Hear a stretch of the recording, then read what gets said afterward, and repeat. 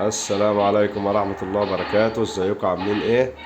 طبعا النهاردة حبينا نستعرض القمر الهندي آه اللي انا استقبلته طبعا على طبق بريفكس مسطح عمق 23 بعدسة اريون، قصيت منها حلقتين. طبعا ده القمر الهندي اهو 93 شرق. دي قنوات اهي حبينا نستعرضها معاكم. طبعا عليها افلام طبعا كويسه جدا، وعليه مسلسلات وعليه اخبار وعليه رياضه. دي بعض القنوات اللي على القمر نستعرضها معاكم كده بسرعه.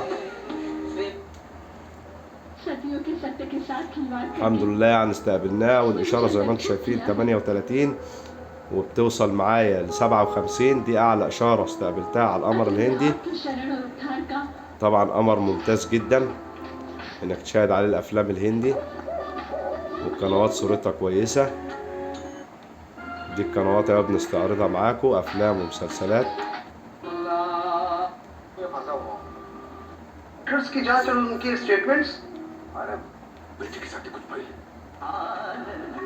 عليه طبعا رياضة هنستعرضها معاكم برضو، سبورت 18 دي رياضة، وعليه كمان قناة رياضة، وعليه قناتين اتنين بس. طبعا دي بعض قنوات اهو. طبعا الإشارة شغالة كويسة ما بتقطعش. دي قنوات القمر اهو استعرضناها معاكم. طبعا القمر استقباله سهل، بس لازم تبقى مظبط البقرة كويس بتاعت العدسة، ولازم تبقى الطبق المدار مظبوط على الشعرة زي ما بيقولوا، لأنه لو مش مظبوط على الشعرة استحالة تستقبل القمر الهندي مع المدار. أنا مستقبل القمر الهندي مع المدار بفضل الله، يعني مستقبل من أول. دي الأقمار اللي أنا مستقبلها اهي، من أول هيسباسات لحد آسيا سات. طبعا أنا كده بالنسبة لي مستقبل الإقمار ده بالنسبة لي حاجة مرضية جدا يعني، والإقمار كلها شغالة معايا وبإشارات كويسة. ده الهيسباسات اهو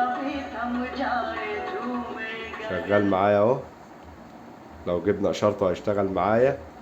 ومعاك طبعا آسيا سات عليه قناة واحدة، ومعاك يمل 90 وال88 شرق، والاي بي اس واحد 75 شرق، ويوتل سات 70 شرق.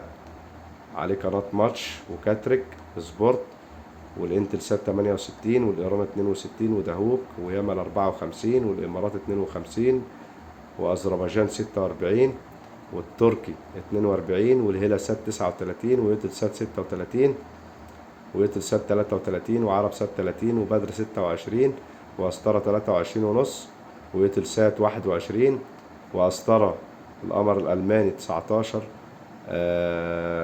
ويوتل سات 16، والأوروبي ويوتل سات 10، ويوتل سات 9، ويوتل سات 7، وأسطرة 4، ويوتل سات 3. قمر الفدات طبعا فيت بين سبورت بينزل على ويوتل سات 3، والبلغاري وسور وآموس الإسرائيلي، والنايل سات، وإكسبريس 14، وتيل ستار 15، والجزائري 22، والهيسبا سات 30. طبعا أنا مستقبل 36 قمر بفضل الله بإشارات كويسة، من ضمنهم القمر الهندي زي ما انتم شايفين كده شغال معانا، وبرضه إشارته كويسة وما بتقطعش خالص.